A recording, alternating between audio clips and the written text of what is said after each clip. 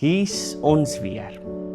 En hierdie tyd van die jaar begin ons gedagtes nou wegbeweeg van Kersfees af en die geboorte van Jesus Christus en beweeg ons nou oor in die kruistyd, soos wat ek lief is om dit te noem.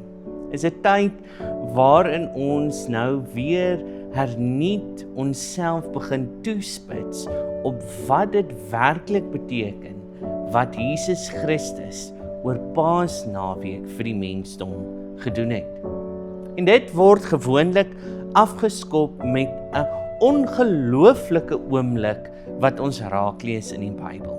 Hierdie Sondag staan bekend as Verheerliking Sondag. Jesus Christus, Moses en die profeet Elia wat almal saam op die berg kom en amper half dan nou die volgende planne met mekaar deel.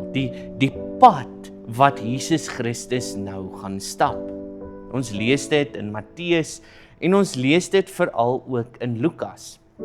Maar Lukas is interessant, want voordat Lukas hierdie vertelling vertel van Jesus Christus wat op die berg verheerlik word, wat die vervulling van die wet en die profete word in Lukas 9, het ons hierdie vreemde oomblik, wat Jesus amper half sy volgelinge kastaai. Nee? Wanneer hy sê, maar weet jy, die mense wat my navolg, die mense wat saam met my die pad stap, die mense wat my ken, sal moet bereid wees om hulle lewens te verloor en hulle kruis op te neem en saam met my die pad te stap. En in die eeue wat ons hierdie gedeelte gelees het en in die jare wat ons hierdie gedeelte verstaan het, het ons amper half oppervlakkig geraak in hoe ons hierdie gedeelte verstaan. Want ons het baie keer verstaan, maar weet jy, dit beteken ons moet soos Jesus leef. Daai, wat sal Jesus doen realiteit? En tot 'n sekere mate toe is dit waar. Hierdie gedeelte is 'n oproep om Jesus na te boots, om te vra, maar hoe sou Jesus in hierdie gegewe omstandighede optree? Maar in hierdie tyd, waarin ons onsself nou bevind, die begin van die lydenstyd, die begin van ons voorbereiding, om onsself nou weer te besef wat Jesus Christus doen, beteken hierdie gedeelte soveel meer. Hierdie gedeelte is 'n gedeelte wat ons oproep, wat ons vra. Is jy bereid om jou sekuriteit? Is jy bereid om jou gemak? Is jy bereid om alles wat kosbaar is in jou lewe op die spel te plaas vir een persoon? Is jy bereid om die manier hoe jy jouself handhaaf? Is jy bereid om alles wat jy het prys te gee, sodat iemand anderste die liefde van Christus kan raak sien?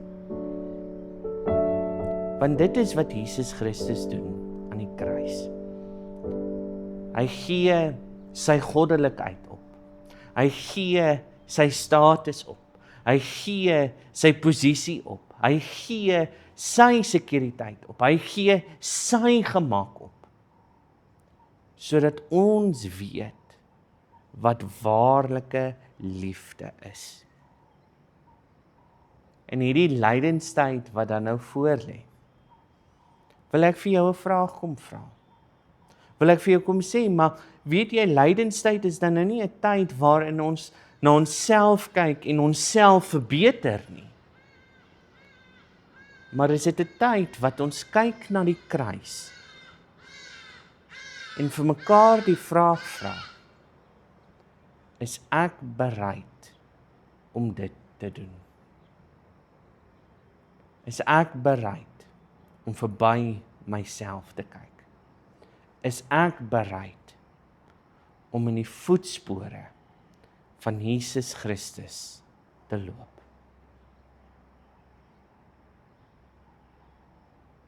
As jy hou van hierdie video's, as ek 'n gedagte by jou losgemaak het, of as jy net meer wil sien, gee ons 'n like, comment hier onder en subscribe as jy meer van hierdie video's wil sien.